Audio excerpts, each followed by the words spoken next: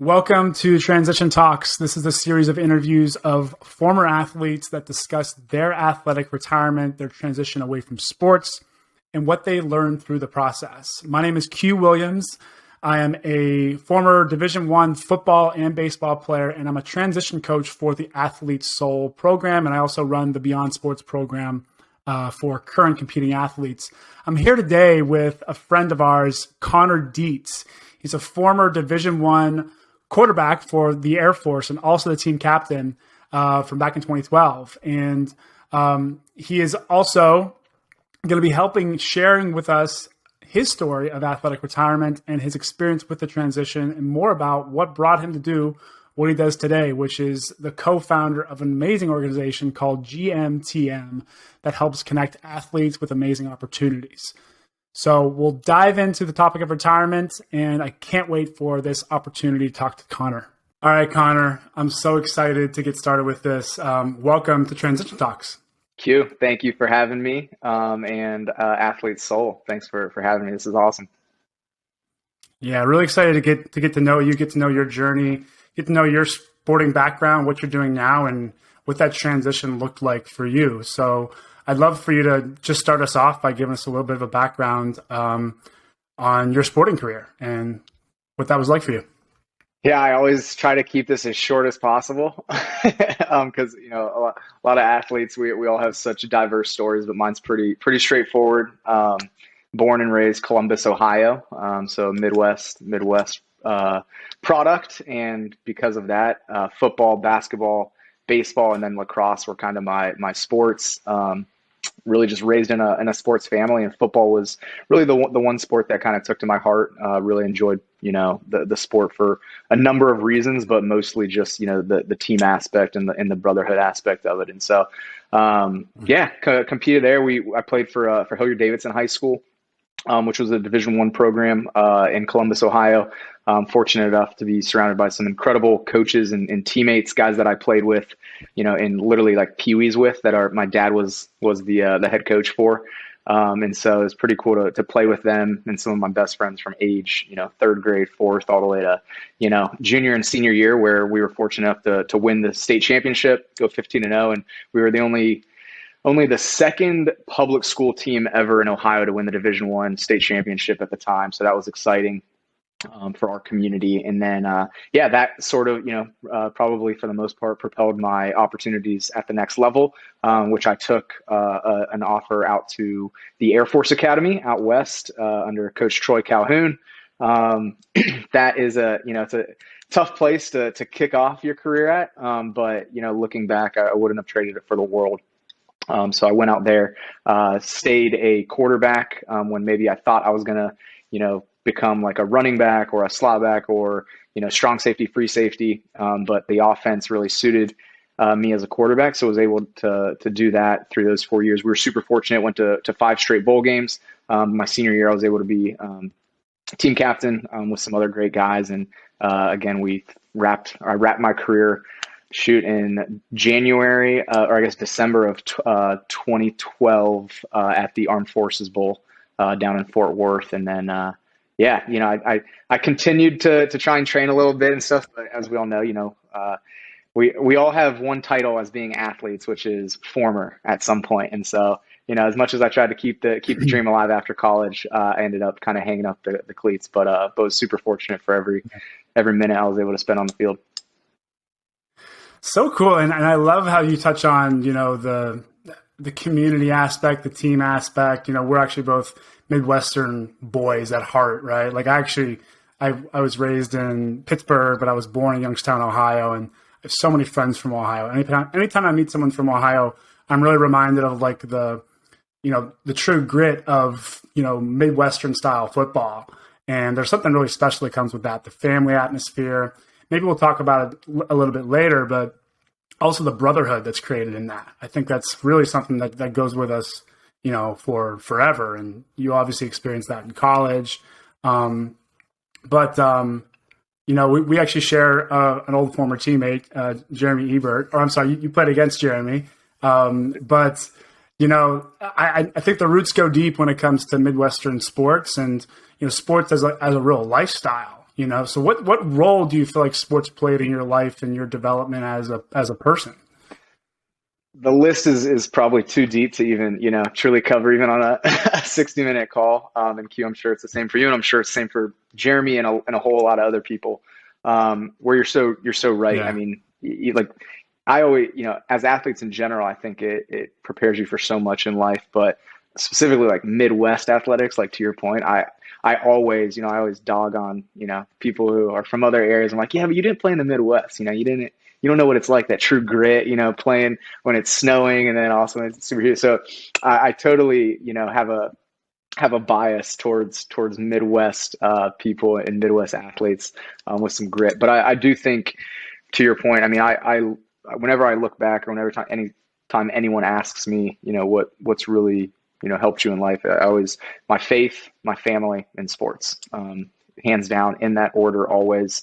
That's and what's I think even more ironic is the further I get into my career outside of sports, the more kind of my mindset turns to be, as kind of simple as possible, almost back to some of the basics that sports truly are.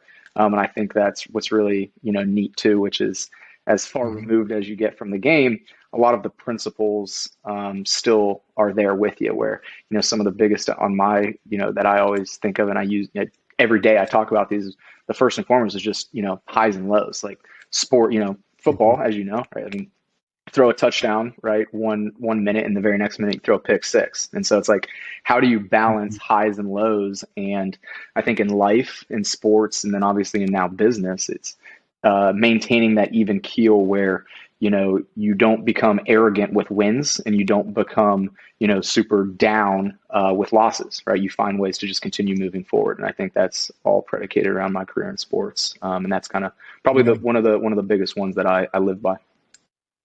I love that neutral mentality. That's something that Russell Wilson lives by. A lot of mental performance, leaders really focus on that. And, I think what that comes down to is, having that next play mentality in life and in sports. And also, not hanging our hat on our accomplishments necessarily, Absolutely. I always live by this. I live by this quote that says, "Never let your best day be behind you," because I feel like that, what you just described, Q, is personally who I never wanted to be. I never wanted to be the high school state champion quarterback. I never wanted to be the team captain quarterback at Air Force. Like, I always want to, like, if you're not looking ahead, then you're looking back. And to me, that's not the way to live life. So I totally resonate with what you just hit on. Yeah. I'm with you. So, I mean, like, maybe it's jumping ahead a little bit, but I'm curious how that shows up in your life now, like as a leader, as a co-founder of GMTM, and, helping connect athletes with opportunities, like, for you in your life, like running a business, focusing on faith, focusing on family. How do you sort of disconnect like achievement from, feeling neutral, right? Like how do you balance that? Probably not the best at it. I don't really probably have a scientific answer for it. I'm a very kind of gut feeling type of person, and so sometimes that's good or not as good, right? In terms of, I really rely on my instincts and kind of my gut feeling, and so I sort of probably credit to what's achievement versus what's not, sort of just to my gut, right? Because something as small as I mean, this is hilarious, but like I was at Jersey Mike's the other day, and I literally they didn't take Apple Pay, and I didn't have anything else on me. And so like this woman, she works at Jersey Mike's, she literally bought my lunch. And so I was like, oh my gosh, like that's incredible. So I like went home, went back, grabbed cash, like came back and like paid her back and some interest. And it's like, to me, like that was like a huge accomplishment for the day. I was like, dude, that was just such good, like relationships, people like interacting in life. Like that was just awesome. So like to me, like there's like daily accomplishment, there's big accomplishments, right? You go undefeated in a season, or you set all-time records, or even just life in a startup is extremely volatile, and so it's like every single day you're on a mountaintop, but you're also in like the darkest valley, like every single day. So it's a journey, I think, and I think really starting my days just kind of understanding it's like, hey, Today, there are going to be good things and there are going to be bad things. And just starting with that mindset and that framework, I think allows me to, when really good things do happen, realize, hey, this probably happened because of a lot of other people and a lot of things that have kind of been put into motion. And today we're just seeing the rewards. And so I think that keeps me balanced, versus being like, we made it, awesome, that's that. I think it's, everything is in motion. There's so many like leadership points I can like call out in everything you just shared there, like so many like beautiful rabbit holes we could go down.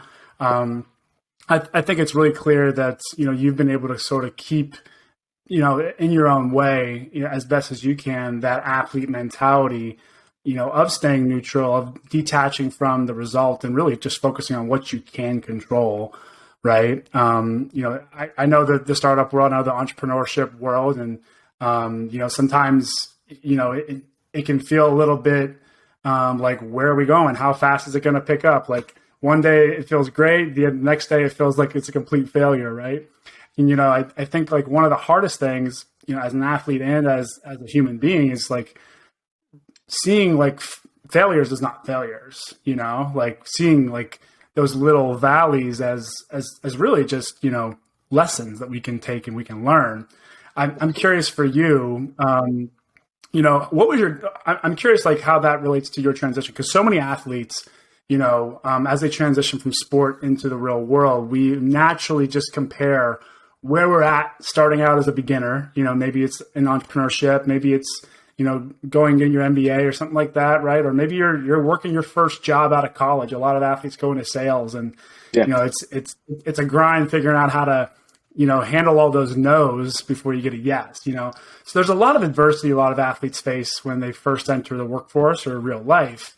And I'm curious, like, what was your experience like with that? Like, I mean, how did it transition? Did it transition smoothly from sports into, where you're at now? Again, probably like a lot of athletes, it was really tough for me to actually call it quits. So when I look back, I think I was probably holding on to something that, I don't know how, it was always a dream of mine, right? To play to the highest level possible, and achieve something that, someone in my family, really hasn't done. And so that was always a huge goal and a dream of mine. And, looking back, even when I got into my career, there was still an aspect of like, I wasn't, I was still holding on to sort of really trying to be, an elite athlete. And so I think that's, sorry, I don't mean to interrupt you, but I'm curious, like, could you clarify like what that goal was? Did you have an idea of like what that really was? Like, was it playing in the NFL? Was it playing at least professionally? Was it being the captain at Air Force or on your college team? Like, did you know at that time, like, what the goal was? So my goal was to play in the NFL.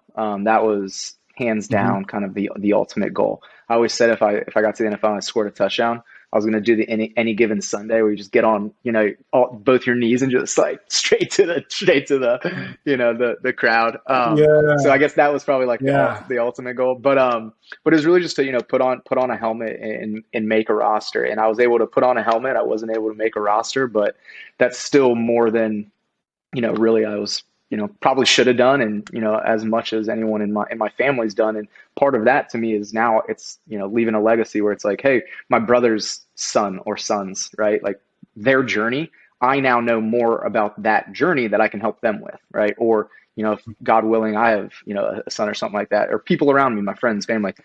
So totally a success. But again, I did technically fall short of that ultimate goal, which was to make a roster, or suit up on Sunday. And so I think part of me, it's really, you look back about the transition, it's like, well, how do you know when to actually let a dream go or a goal go, right? Because, I'm sure, again, the same's very similar with you, Q, where it's like, you're a very high driven person, right? And, you do not want to either take no for an answer or not reach your ultimate capacity in anything. And so I think that's a really difficult decision that I definitely don't have the answer to. But I think for a lot of athletes that, transition is probably a big question mark, because it's like, when does that transition truly take place? Because even though, I finally hung up my cleats and I was like, all right, that's past me, my mindset was still an athlete. I fully wasn't, transitioned into something else. And so I think learning and knowing when you stop,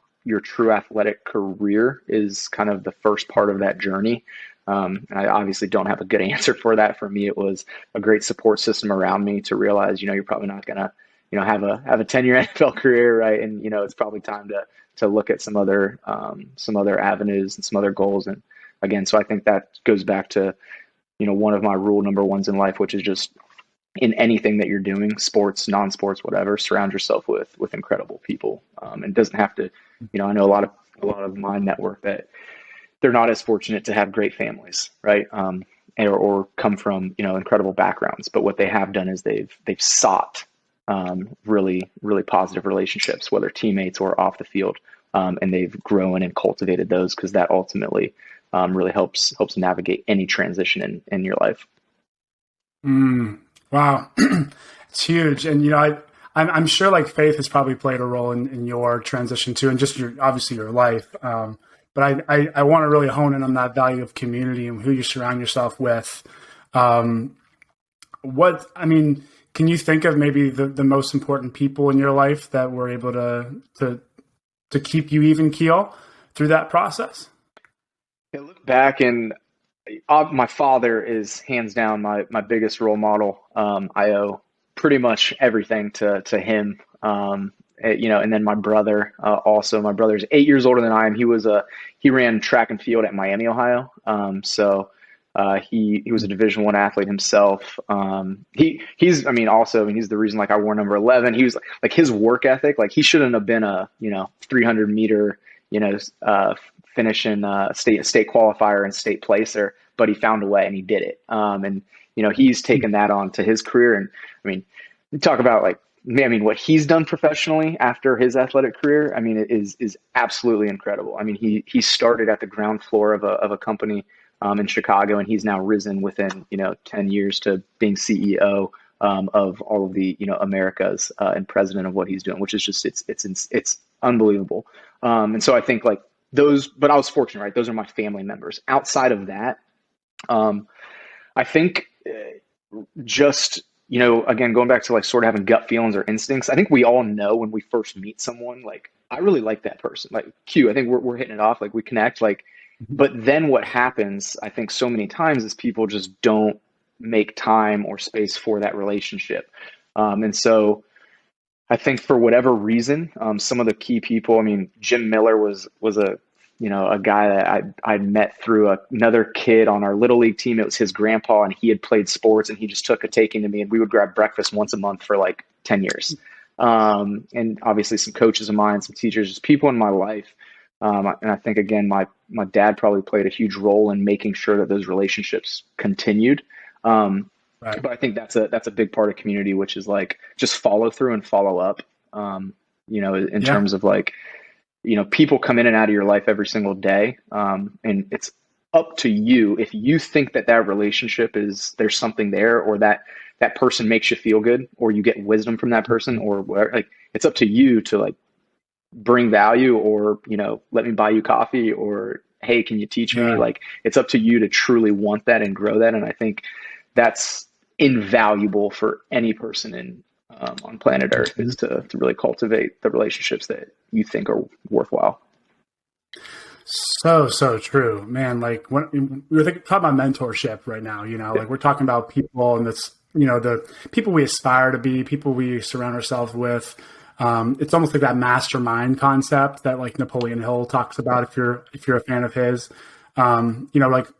How are we surrounding ourselves with smarter people that have been down those roads, that can support us, that can, point us in the right directions, and maybe even see something in us that maybe we can't see sometimes, And I think that, you alluded to this. I think, as an athlete, there's a couple of things that happen, it can be very easy to rely on the resources that athletics just provides you. You get the Air Force, there's all these amazing services, there's training table, there's free food, gear room, you need a pair of Nikes, go get a pair of Nikes. Yeah. It's it's a dream for most kids, right? And there's, I think, one of the best things our coaches instilled in us was people do things in the real world for people that they know and they like.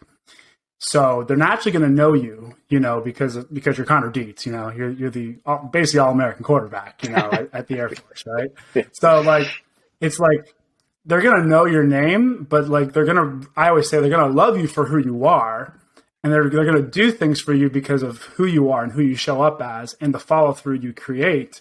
And, as an athlete, when a lot of things were kind of handed to us because of our value and what we've done in the field, I think to translate the hungry mentality is the most important thing. Is, I'm going to be hungry for this opportunity. I'm going to give to this relationship. I'm going to show up for it. And, you mentioned this, earlier too, just, how important it is to keep those relationships, because people come in and out of your life every day. Like, you'll meet somebody new at the coffee shop, like you mentioned, right? Like, how do you focus? Like, what's your sort of trick, to keeping your circle strong and making sure those mentorships stick? Tough one. I got married in April, and so very recent, and everyone was laughing because we had, thank you. We had 14 groomsmen. Maybe that's a secret, Connor. Maybe that's a secret. Yeah, maybe that's it. Married. Honestly, she's my secret. She keeps me in check to do all of that. But I guess kind of the two ones that come to mind are one, to me, people are everything in life. Like, people in relationships are literally everything. I truly believe that, like, in every facet. And so I've always had a knack to just like want to be around people. I'm definitely, I'm a high extrovert. Like, if I could work from home in silence or go to the loudest coffee shop with music and people, like, I'm going to the coffee shop. Like, I generate, so there you go. So I generate energy from that, and from people in relationships anyway. But I always have kind of stood by like people first, and tried to do that. So that's sort of number one. I think it's just, for me, it's a very core part of who I am every single day, is like knowing that and wanting to build relationships. The second part about that, I think, which is a huge aspect again in everything, is just authenticity. I think in today's world, the more that perspective that I see, the more that I really come back to like authenticity is one of my favorite just things in the world. And that's really broad and generic to say, but I truly think that there's so much, there's not a lot of people being as authentic as they could be. Everything looks better than it really is, or you're just doing things for different reasons. And I think, if you're just authentic of like who you are, like, people know that and they feel that. And you had kind of mentioned it, right before this question, in terms of, I forget the quote that you gave, but the quote that hit me right when you said that was, it was by James Dean. It's like, look, people aren't really going to care what you did or who you were while you're here. All they're going to know when you're gone is like how they felt around you. And I really believe that. So anyway, it's always a good reminder for me. It's so true. I just got goosebumps thinking about that. It's really about how people feel when they're around you. And, the quote I said, like, it's just a saying that I created. It's like, people are going to know you for what you've done, but they're going to love you for who you are. And that, who you are doesn't necessarily mean what you do for a living, like what you do for other people. Obviously, who you are is going to translate into a lot of beautiful actions and a lot of beautiful deeds, starting companies and like, having an impact on people. But so what I'm gathering from you is that, it's really interesting that I want to kind of come back to that gut feeling, because that, I think, as an athlete, like when you find a person that can be a mentor for you, when you meet someone who you want to emulate or you admire, does that gut feeling come in? Like, do you feel that? And like, that's obviously a big director for you, and it's a big guiding light for you. So how does your gut play into these sorts of things? It definitely does. I sort of, lead with that. But I think there's also that element of like trust but verify, right? So even if you have a gut, right, that your gut is kind of only as good as like your support system around you, right? That will kind of say, hey, that is in line, like that sounds right, or like, dude, that sounds terrible, right? And so now at least I can kind of go back to the drawing board. But I think, For the gut is, for me, it was always in football. It was always, be taught like, act, don't think, right? And because if you're thinking, Yeah. you're already behind the ball. And so that's why we practice so much. That's why we prepare so much. That's all that, because now you don't have to think about it. You can just do it, right? I know, oh, cover two, well, I'm going that split seam, right? Or like you just know and you do Yeah. versus thinking about it. And so to me, it's always like decision making. I think also like there's so much, Q, I'd be curious for your take on this too, where, how you think about decisions and decision making. For me, I Mhm. always lead with do first, and like, versus sitting on it and thinking about it. Like I've never been afraid necessarily to make a decision and then live with the consequences. And I've always related that to sort of what sports gives you, which is confidence, right? Like if you're truly being the best you are and you make a decision and it's the wrong decision, it's like, it is what it is. Like I couldn't have done Yeah. anything else differently, right? Well, I love that you brought that up, because that's actually one of the biggest things that I juggle. As an entrepreneur, as someone who translated, career success into, real life success. Like, it's interesting. My last play of my college career, we graduated the same year, but I was playing in the Gator Bowl on January 1st, and it was the last game of my career, and I made an instinct play that I should not have made. Like my coach, like if this would not have gone well, he would have like chewed me out. I would have been maybe benched. Like for some reason, as a defensive end, I thought it was a good idea for some reason to drop back into the flat, which, like by the playbook in that situation was not okay. But I had a hunch. It was the third play of the game, and I had this feeling like I got a chop block, like, this tackle tried to like, take my legs out. And I said to myself, I just felt, I trusted my gut. I trusted my instinct, and basically dropped back and intercepted a pass and ran that back for a touchdown. And like that play lives on in like our school's history, because we finally won the first bowl game in 64 years. And that like started the momentum. And I get goosebumps thinking about that, because I think in many ways, sports can teach us to follow a playbook and a rubric and a standard. Yet, we even see this in modern day society. There's so much value in being an entrepreneur, being an entrepreneurial in spirit, being creative and trusting your intuition and failing, like being willing to drop back into the flat and maybe have it go totally sideways, so that those magic moments can happen. So I wrestle with it constantly, because I've seen the value of it, but then I've also been chewed out before. So it's what's so tough, I think, to your point, is like, you're right. That moment wouldn't have happened if you didn't trust your instinct and your gut, and it just happened, right? And it did, and that cultivated one of the biggest moments, not only for you, but for this Division I program, right? Like it's crazy, right? And it'll live on in infamy. But I think what's so funny too is, like you mentioned, it's like you are willing to live with the consequences, right? And in sports, it's so black and white, right? It's like, I'm gonna do this. It's either gonna work or it's not. And like, if it works, great. If it doesn't, I'm gonna get chewed out. And sometimes it's like, I've thrown, you throw a pass and it wasn't the right read, but it did work. And like, yeah, you get 6, but the coach still screams at you, right? So it's like there's this balance, but it's very immediate feedback, and it's very black and white. And I think that's where a lot of former athletes or athletes in transition struggles, because you don't get that immediate feedback, right? Like you might start a business and you're like, I'm going to trust my gut. I'm going to start a business. And like, you don't see a yes or a no within a day or a week or a year or like 2 years. And then, now you're at this point where it's like, okay, well, like what's false positives, which are, what are positive negatives? Like, and now you have to, it's not as clear of like that was good, this is bad, don't do that, do this. Right. You're still trusting your gut and you're trusting your instinct, but there's a whole other aspect of like that feedback you get from people or just the world or the market. And how do you digest that? I think that's really, it's very difficult for me. I think it's very difficult for everyone, and specifically athletes, because we're so used to just that immediate, like, I'm going to trust my gut, worked, it didn't, whatever, I'll live with it.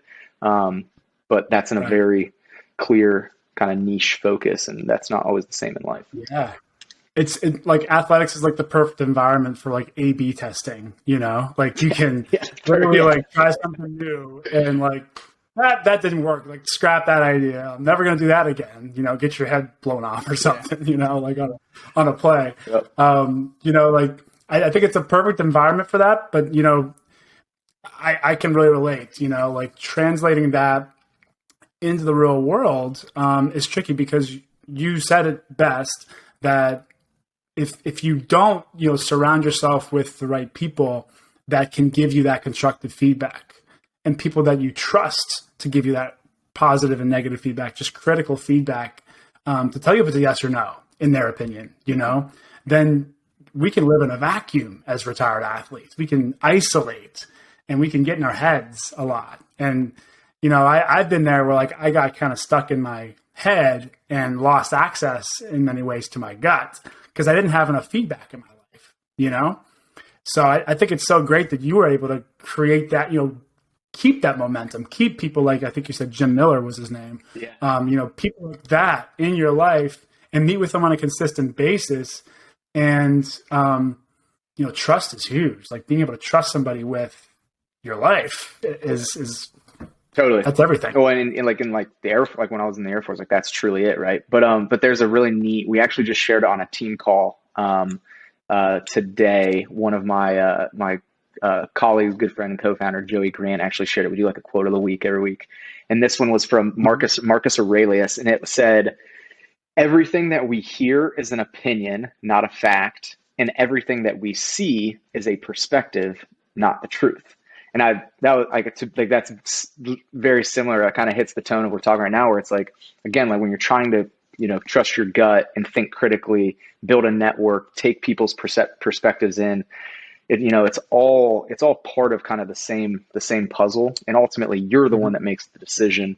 But I really like that too, where I think it's just as important as you're surrounding yourself with a great network, what people are telling you or in your ear, like it's just their perspective, and it's ultimately your job to make your decision and own your decision. So true. I think the best coaches really empower, whether it's athletes or, executives. Like, I don't know if you have a coach, like someone that supports you, but like offers you direct feedback. The best coaches always empower the athlete to make their best decision, what's best for them, what's best for the moment. Because that, that puts it back on the athlete. They're not relying on something external necessarily. And that way, the athlete is themselves. They're not living on someone else's standards. They're living an authentic version of their reality, right? And their perception, their truth, I would love to kind of, segue this, and I'd love to understand like more about what got you into doing what you're doing now. Helping co-found GMTM, what that's been like. Like, how did you find this, after how many years, training in football? What's so funny is everything we've talked about today is part of kind of that answer, which is, early on. So when I graduated the academy, you owe 5 years of active duty service as an officer, and then you can continue your career as an Air Force officer, or choose to separate and, start a different career. And so, my first 2 years as an Air Force officer down here at MacDill Air Force Base in Tampa, I was still trying to compete. That's when I was, up in Chicago, then back down here with Tampa Bay, chasing the, kind of life as a free agent, chasing the dream. And then I had about 2.5 years left of my commitment. And it was kind of at that point where, I was like, obviously hung up the cleats officially, and, was really, focused on my career, both as an officer and then future. And at that point, I kind of was like, look, I think I am not going to be a career officer. And so if that's the answer, then what am I going to do? I was always interested in business, mostly probably because my brother, who's, my best friend and role model, he got into business. And so I thought, I'm similar to him. If he can do it, I can do it. Like it's everywhere. It's everywhere in the world. Like I'll find a way. Right. Yeah. And so I didn't necessarily know what that meant, but I knew that was going to be my track. And so what I did was I just tried to start gathering different perspective, kind of around around the Tampa Bay area community, just because, again, like network's very important to me. Like people are very important to me. So I'm like, well, if I'm going to leave the Air Force, I should probably know people that aren't in the Air Force. And so I just started, putting my name out. And this is when I had about 2 years left of service. And so long story short was I ended up going to spending some time at the Entrepreneurship Center at the University of Tampa down here, which is an incredible, incredible place for a lot of reasons. Obviously honing a ton around innovation, entrepreneurship, which I didn't want to be an entrepreneur. I didn't really even know what that meant, to be honest. I'd be like, I don't know, is that someone who gives someone money? Like I had no idea. Right? So I was like, fancy name, right? yeah, fancy name. I was fortunate to meet an advisor and definitely a great mentor of mine in life now. His name's Dr. Kevin Moore. And he said, look, I've seen you around here a couple of times.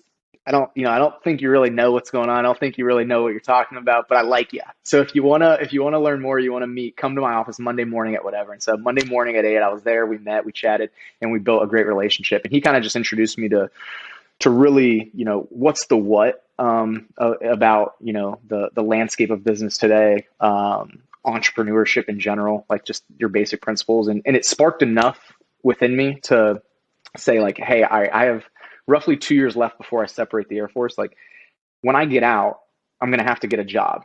So I'll probably try and get a job at, whether that is in a sales job, right? Or, if I'm fortunate, maybe like a consulting job. I don't know, but I'll probably follow that track.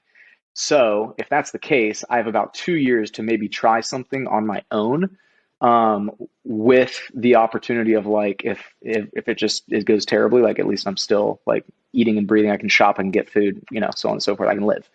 And so that's what really started my journey over the next 2 years, of just going really deep in terms of like entrepreneurship and like what starting a business looks like, how to potentially do it, what's a need out there, following my passion. And that led me to something I did with a buddy. And then that sort of led us to, right when I got out of the Air Force, I joined a team, and it was an early stage education technology company, which was really neat. A lot of it was around social and emotional learning. So it tied into that. But all of those were, piecemealed together from my network and people I was meeting.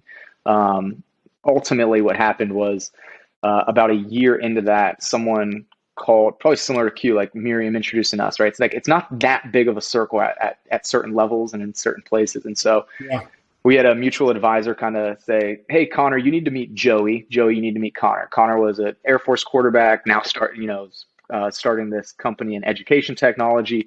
Joey was a former center at UCF, and now he's starting this company in sports. Like, you guys should just talk. And Joey and I just literally chatted, and we got off the call, like our first call, and it was just like, look, man, whatever you need, let me know, like unsolicited, like I'll help you out, vice versa. But it was also kind of like, at some point, like, we're probably going to do something together. Like, we just, like, it was one of those gut feeling instant, like, there's something here, whatever. Fast forward about a year and a half later, where he and I had kept up communication, just going back and forth, sharing like, goods, bads, introductions, whatever it might be. He called me, it was like a Thursday afternoon maybe, and he sent me like our GMTM logo. I had no idea what it was at the time. And he just goes, hey, what color do you like better? And it was like salmon and like highlighter yellow. And I was like, dude, I was like, first, what is this? Second of all, I have no idea.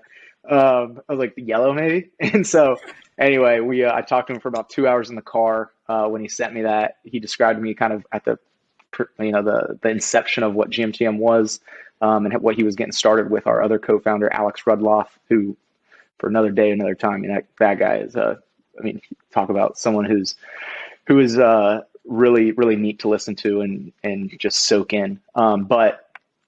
So Joey put it together, kind of introduced to me. I locked myself in a room, my apartment for about 2 days, and just listed out what I thought I could maybe bring to the table, or, what could GMTM be. Called him back on Monday, said, yeah, like let's try some stuff for a couple months. We did, and the rest is history. We got off and got rocking. But the very long story short is like, that was a relationship built through trying to personally grow, like never letting my bestie be behind me. Like, I don't want to follow a traditional route. I want to take my own route. Through that route, I continued to build a network. That network led me to Joey. Joey then introduced me to this opportunity with GMTM. Mm-hmm. Perfect, man. And it's so interesting how all these parallels like feel like they're feeding into this whole storyline for you is it's really always come down to people. Always. That the man at the Entrepreneurship Center, it took you obviously going and exploring that opportunity, right? Like going to University of Tampa and checking it out and hanging around. And, that's the initiative of being uncomfortable in a new place. Absolutely. That, a lot of people, don't take that risk socially and emotionally. And I think that's huge. That's something really to really hone on and celebrate about you and your journey. And, maybe remind anybody listening, any athletes that are in transition, the importance of really putting yourself out there. Just showing up. It sounds like, it's just showing up. And it sounds like he saw something. He was like, you've been hanging around here. He said something specific. He said, I like you. Right. So there was something about how you were carrying yourself too. Something about who you were being.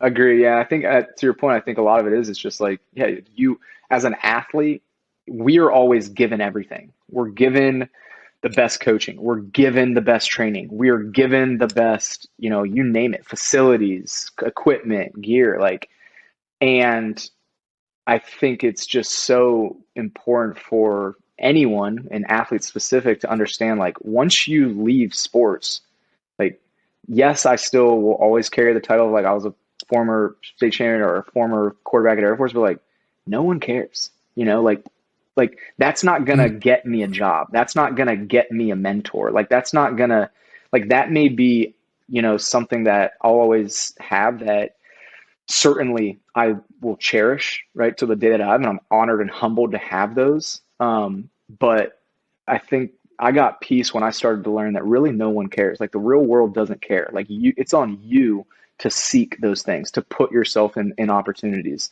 and then cultivate those. Ultimately it is on you. And the people thing, like I said, that follows me everywhere. Even before I took GMTM, the one piece to that I think was really, part of my story was, so I was entertaining. I was like, man, life of a startup is super hard. Do I want to jump into another one? This is brutal. This is really difficult.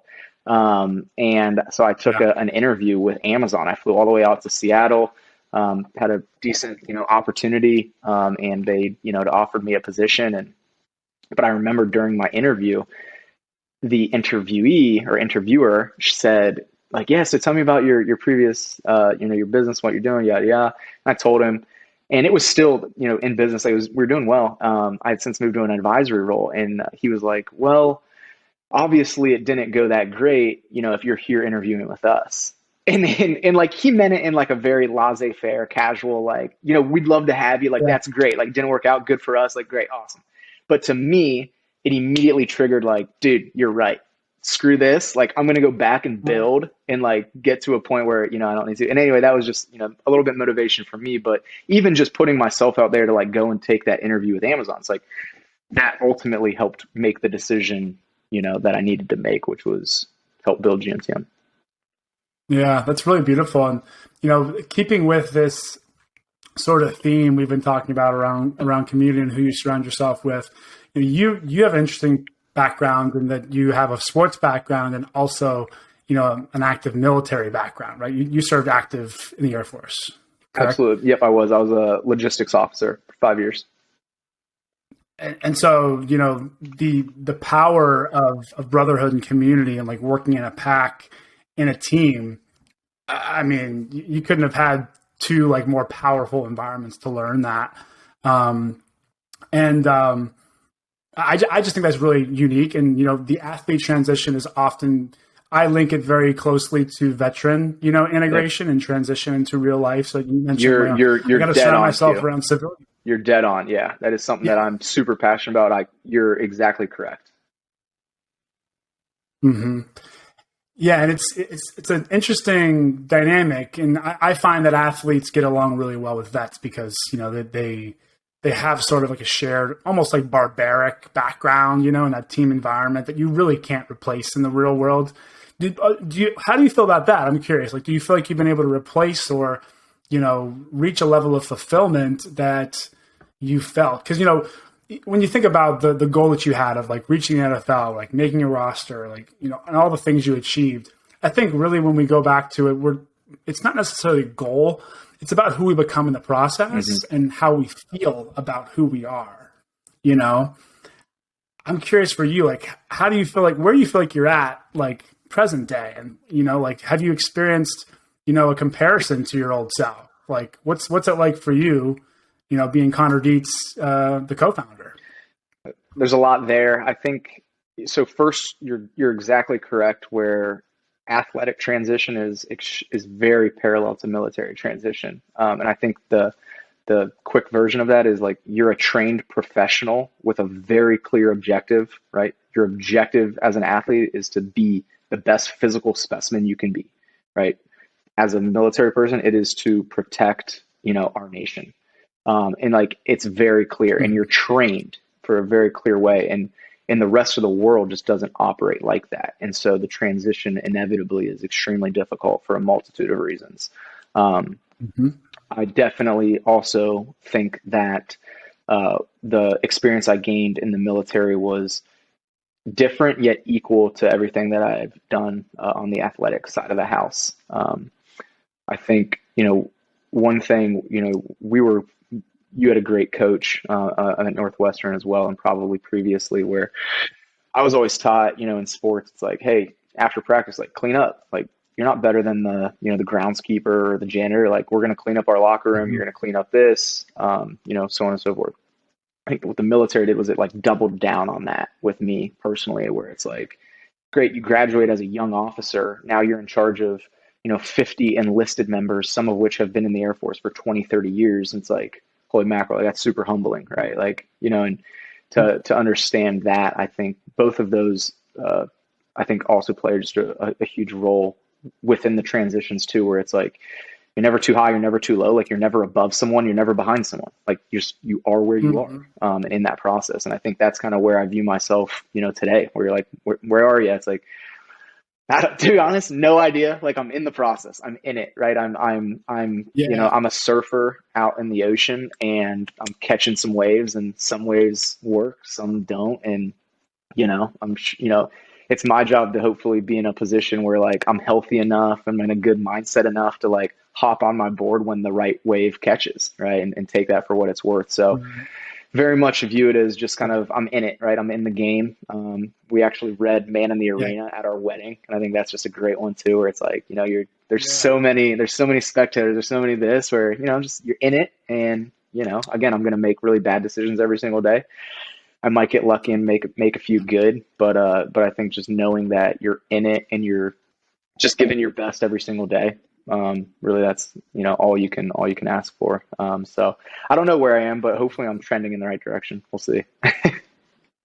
Yeah, well, I mean, like that's a perfect response, because, you know, it really relates to kind of what I'm alluding to is that there's a feeling, you know, like you just feel like you're in it. You feel like you're playing through the whistle. In other words, you know, like every play, like you are like running through the line. You're setting your own really standard, right? And you're not just, you know, I think a sport can also teach us that humility that you mentioned, right? That like we're not more important than any other player, and that we're always a student, and we're never above or below. And, you know, the minute we find ourselves trying to one up, or like, you know, basically like up or down ourselves, you know, when we walk in a room, you know, so many people do that. I find myself doing it too. Like I walk in a room, I'm like, who am I better than, and who am I not better than, right? Like if we find ourselves doing that, like we're cutting off the creative process, we're cutting off the mastermind process, we're cutting off like really like the fruits of being in it. For sure. You know, like there's something so cool just of the words you said, just, you know it when you're in it, you know, you can feel it. Right. You're just in the process, you're present and neutral. And it's okay to think, you know, like when you walk, I mean, dude, every room I walk in, I do the same thing. Like, who's that? Like, where am I in this? Like, but I think being self-aware of that is ultimately what allows you to then be like, oh, okay, well, just, and like reset around authenticity and like being in it. And I think, you know, again, the one thing that sports is just so beautiful is it gives you, you know, just gives you and a lot of confidence in different areas. And I think that's, you know, I think when people lose authenticity or lose confidence, that's when things can really start to unwaver or, you know, kind of fall off. And you know, it's tough to keep those up. But there's a lot of ways to do that. But anyway, I just think those two like allow you to sort of like just be self-aware, and we're all going to judge and we're all going to do things every day. But as long as we're self-aware in that and know that we're in it, it's like, okay, acknowledge it and then reset, recenter. And I want to like continue this conversation for hours because like, I want to go and talk to you about authenticity and what that means to you. I've gotten told that, I lead with authenticity, and, in many ways, like that can also be, that can be a detractor from a situation. If you're too vulnerable, like that's sometimes the conversation that goes on in men, especially men's, minds and leaders' minds, right? Is, I don't want to be too vulnerable or too authentic or show my heart on my sleeve. Like, can you tell me just a little bit, like what that means to you? Like what does really authenticity mean in real sense? Authenticity, I think, means not, you're the only person that you look at yourself in the mirror in the morning and when you go to bed at night. And I think that there's an element of just, as long as you know that you are not the center of the world, and you know that you're giving your best in what you're doing because of what you think is right. Like if you just do those two things, I think you're authentic. And I think that people are a lot smarter than we give each other credit for from a social and emotional standpoint. And so I think, if I meet someone, I think within a handshake in about 20 seconds, and I don't know if that's right or wrong. Again, that's my perception and my perspective. I'm going to know if you're authentic or not. And if you're not, there's a good chance I don't want to associate myself with you in any aspect. And if you are, like you could be the furthest person from what some of my closest friends, like you might be brash and arrogant or whatever it is, like, but as long as you're authentic, like I could care less. Like I know I can still work with that, and I can probably learn a lot from that. But if you're not, then I can't.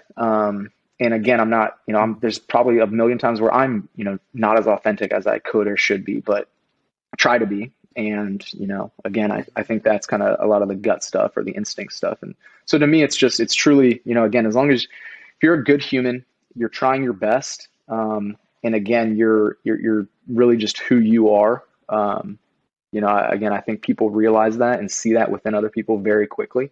And I think that's the qualitative check. I don't know that there is a quantitative check for it, except through time. But anyway, that's sort of just what it means to me. Yeah, I love the quantitative analogy there because it's not quantitative. It's not measurable. It's qualitative. It's like it when you feel it. All the stuff we've been talking about. And I think it's so powerful that you do tap into your gut. I teach so much about the connection that our mind and our bodies really have, the psychosomatics of our life. And when we don't pay attention to those gut feelings or those feelings, like, I get a little tense around this person, or something about it, doesn't feel right, It's important to listen to those things, not let it guide everything, right? We still got to get out there, we still got to put ourselves out there, but, within reason. And I think that's a testament to the depth of relationships you created, probably how small and how tight knit your circle is, who you associate yourself with, because that creates more quality. Something else you said that I want to harp on, and then I want to ask you one question before we move on. You mentioned like really confidence, earlier. That's one of the biggest things that you think like, athletes really need to keep with them. And I think that really relates to authenticity, like you said. And my head coach at Northwestern, you mentioned him earlier, Pat Fitzgerald. He's still the coach there, and he was just coach of the year last year. He gave us all a graduation present. It's a block that says "Trust Yourself." Sweet. And that's something we tapped before every game. We would tap this block that said "Trust Yourself," and it was just like, trust your training, trust that you have everything in you, just trust that you're ready, like that's all you can do when it's game time. And when I break down that phrase, that really is what confidence is. It's trusting myself. And if I'm not authentic with myself, if I'm not looking in the mirror and being honest, then I can't trust myself, and that dwindles our confidence. So I think authenticity is really the bedrock of confidence, like just what you're saying. I absolutely agree. I think that's a much more articulate, well put way of kind of getting to the point that I'm trying to make, which is, yeah, authenticity is the bedrock for confidence. And then there's a lot of stuff with that's super cool that Coach Fitzgerald does it. That's really, really neat. A block, a brick with trust yourself. That's a good one. Yeah, I still have it in my office. It's amazing. I want to cap this off and just ask you a question. If you have any like key takeaways, like key pieces of feedback that you would give to an athlete that's in transition right now, what would you want to tell them? What would you want them to take away from our talk today, or just one golden rule? One golden rule that I probably didn't adhere to, but looking back on, would be you can't start early enough. So, whatever you're doing, we have actually on our team at GMTM, we have an athlete. He's an Olympian, number 3 fencer in the country, Andrew Mashevitz, and he's working with us 3 to 4 days a week. And right now he's overseas competing, right? Because he's going to be in Paris in a couple of years. It's like what I mean by that is like he is starting early, right? He's building a network with, if no one else, our team, right? And all of the different, webs that we all have within a business community, knowing that at some point he's not going to be an Olympic fencer. At the same time, he's still working his tail off to win gold in Paris, right? So that just means like, what did he do? Well, that's actually a prime, Miriam, right? An Athlete Soul actually introduced him to us. And so he, even before us, took the initiative to understand that there is going to be a time where I transition. Here's this incredible organization that I can connect with and learn from. So he got involved there, and then he got involved with us, and now like who knows what, right? So I just think having your goals and your dreams and your aspirations, but then also having some sort of realism where there is more beyond sports at some point and at some capacity. And ultimately what it's going to take to follow something in a different arena is people. So seek out people that are doing things in other areas that you may be interested in down the road, and start having conversations now so that you can continue to sort of peel the onion in terms of the direction or gut checks that you feel your transition path could and would be. I love that. Yeah, because I feel like it takes time. Yep. I mean, you said like within 20 minutes you can kind of get a feel, but it still takes 20 minutes. It still takes some time, right? It's not going to be an instantaneous thing. So the earlier, the better. Thank you so much for that piece of feedback and piece of advice for athletes that are considering transition. I want to bring us to a close. I know I really want to be mindful of your time. So thank you for hanging in with us and being a part of this talk. I want to, Connor, thanks for your time, your insights, your real contribution to this cause. For those that are listening, Athlete Soul's mission is to support athletes as they transition away from sports, raise awareness about the challenges of athletic retirement, and encourage athletes to develop beyond sports, which you so well eloquently shared with us today. Obviously, Athlete Soul offers many services to support athletes from all levels of sports, and they are all free. For more information about the organization and to watch our transition talks, visit the website, athletesoul.org. Thank you so much, Connor. This has been a blast. I look forward to more conversations like this. Certainly. Thank you, Q. Thank you, Athlete Soul. And good luck to everybody listening. God bless. Talk to you soon.